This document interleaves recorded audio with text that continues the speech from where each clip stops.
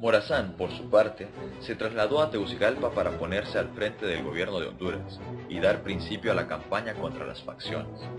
A principios de enero de 1830, se puso en camino sobre las insurgentes de Olancho por la vía de Moroselí, a la cabeza de tropas hondureñas, salvadoreñas y guatemaltecas.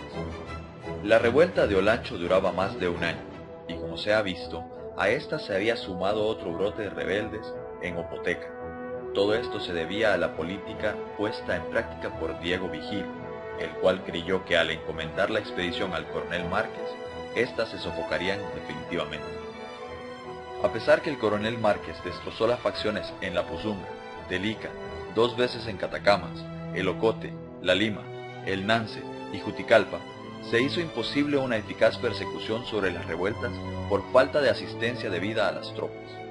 Es así que Morazán tuvo que realizar un pacto con las facciones olanchanas y estos depusieron sus armas a cambio de garantías.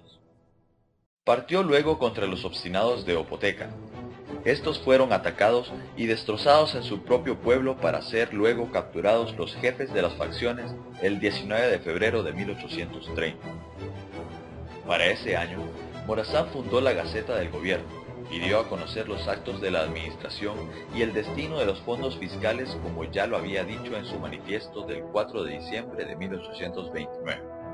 He dictado activas providencias para aumentar el ejército, para arreglar la hacienda pública y darle mayor publicidad a su inversión. El 3 de junio de 1830, los ingleses se apoderaron de Roatán e islas adyacentes situadas en el Golfo de Honduras. Ello dio motivo para que Barrundia, entonces presidente de Centroamérica, protestara por la violencia. Morazán, durante el ejercicio de aquel cargo, logró que los invasores desocuparan y devolvieran el archipiélago, el que de nuevo fue ocupado por el gobernador de Belice en 1839. Francisco Morazán ganó el voto popular de la elección presidencial de 1830, en contra del retador moderado José del Valle.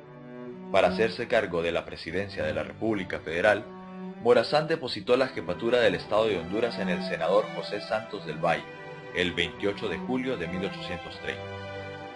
El nuevo presidente tomó posesión el 16 de septiembre en Guatemala. En su discurso inaugural, declaró: «El pueblo soberano me manda colocarme en el más peligroso de sus destinos. Debo obedecer y cumplir el solemne juramento que acabo de prestar. Ofrezco sostener la Constitución Federal que he defendido como soldado y como ciudadano». Con Francisco Morazán como presidente y con su apoyo hacia los gobernadores, los liberales habían consolidado el poder. De esta forma, el nuevo mandatario y sus aliados se ubicaron en una posición inmejorable para implementar sus reformas, las cuales estaban inspiradas en la filosofía de la Ilustración. A través de estas, el presidente intentaría desmantelar en Centroamérica lo que él consideraba eran instituciones arcaicas heredadas de la época colonial, ya que solo habían contribuido al atraso en la región. Según el viajero John Stephens Lloyd, el general Morazán deseaba para su pueblo una sociedad basada en la educación universal, libertad religiosa e igualdad social y política. En 1831, Morazán y el gobernador Mariano Gálvez convirtieron a Guatemala en un laboratorio político. Se supervisó la construcción de escuelas y carreteras. Se promulgaron políticas de libre comercio. Fue invitado el capital extranjero y los inmigrantes. Se permitió el matrimonio, el divorcio secular y la libertad de expresión. Se pusieron a disposición las tierras públicas para la expansión de la cochinilla. Fue separada la iglesia del Estado. Los diezmos fueron abolidos. Se proclamó la libertad de religión. Los bienes eclesiásticos fueron confiscados. Se suprimieron las órdenes religiosas y se le retiró a la iglesia el control que tenía sobre la educación, entre otras políticas. Con la implementación de estas medidas revolucionarias, Morazán se convirtió en el primer mandatario de América Latina que aplicó a su gestión un pensamiento liberal. Ello asestó un duro golpe al corazón de la oligarquía guatemalteca, pero más importante aún, se despojó al clero español de sus privilegios, reduciendo su poder. Algunas leyes estaban destinadas a proteger al Estado del clero. Otras apuntaban a ayudar a recuperar el tesoro público y, al mismo tiempo, barrer con el privilegio aristocrático. En aquel entonces, el general Morazán tuvo que expulsar del país al arzobispo Ramón Casaus y otros miembros de las órdenes monásticas, ya que estaban bajo sospecha de oponerse a la independencia. Durante la Guerra Civil, los líderes religiosos habían usado su influencia en contra del general y del Partido Liberal. También se habían opuesto a las reformas, en particular a las que tenían que ver con la educación universal, la cual los liberales estaban decididos a implementar a cualquier costo. Centroamérica gozaba para entonces de paz considerable, pero el 21 de noviembre de 1831, Ramón Guzmán sorprendió y tomó el puerto de Omoa, dando principio a la sonada revolucionaria antifederalista. Al propio tiempo, Vicente Domínguez, el jefe derrotado del Gualcho el año de 1827, se adueñaba de Trujillo en la costa norte de Honduras, izando bandera española, justamente con Pedro González, pertrechados con elementos bélicos sacados de La Habana.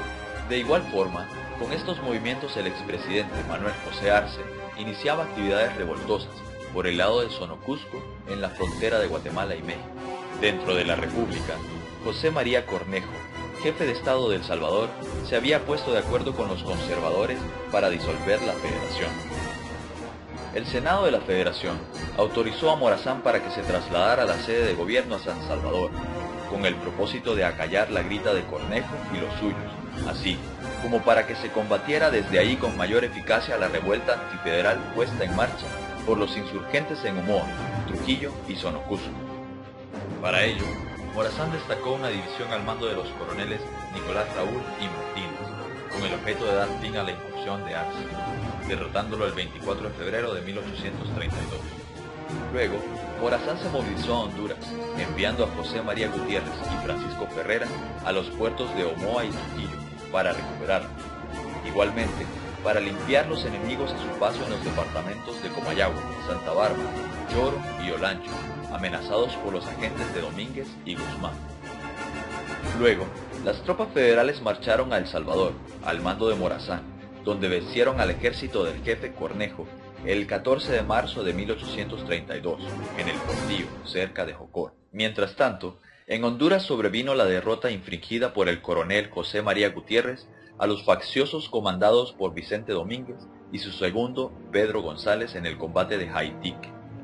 En este, José María Gutiérrez dictó después de la batalla: «La victoria ha sido nuestra y yo quedo mortalmente herido.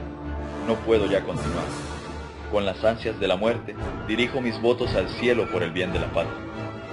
Antes de morir, José María Gutiérrez sustituyó el mando a Cabañas. La tropa de Domínguez consistía de 600 hombres contra 200 de Gutiérrez. Posteriormente, Morazán, al vencer al ejército de Cornejo en el Portillo, Jocoro, se dirigió a la capital, cuya vanguardia estaba a cargo de Prem y Narciso Benito. Tropas de Cornejo fueron dispuestas en la periferia de San Salvador, las cuales fueron vencidas por los coroneles de Morazán rápidamente. Una vez vencidos estos obstáculos, se tomó la capital. En esta batalla de duros enfrentamientos participaron activamente Benítez, Domínguez, Prem, Lacayo y Valladares. Después de derrotar a las fuerzas de Cornejo en El Salvador, Morazán se dirigió a Guatemala a seguir con sus actividades de cargo. Para esos días, Francisco Ferrera, aún a las órdenes federales, estaba también recuperando la fortaleza de Trujillo.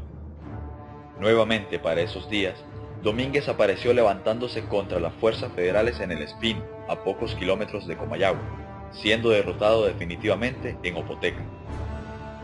Luego de varias incursiones en el territorio hondureño, los antifederalistas Ramón Guzmán y Vicente Domínguez, previo enjuiciamiento, fueron fusilados.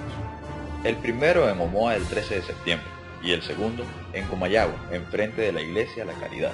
Restablecida una vez la paz en Centroamérica, Mariano Prado fue designado jefe de Estado en El Salvador, pero se vio envuelto en dificultades por sus adversarios políticos, quienes promovieron desórdenes y disturbios en los barrios de la capital salvadoreña.